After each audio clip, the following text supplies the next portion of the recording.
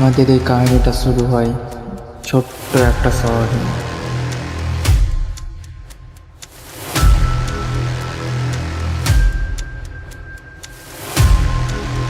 সেই শহরের একটা গ্রাম থেকে শুরু হয় আমাদের এই কাহিনীটা।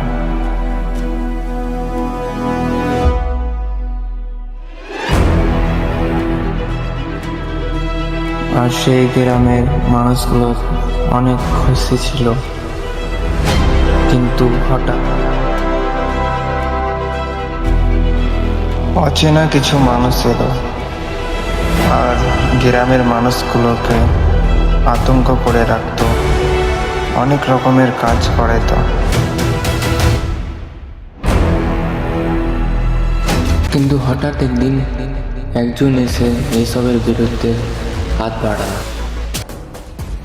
সেখান থেকে চালু হয় আমাদের কাহিনীটা।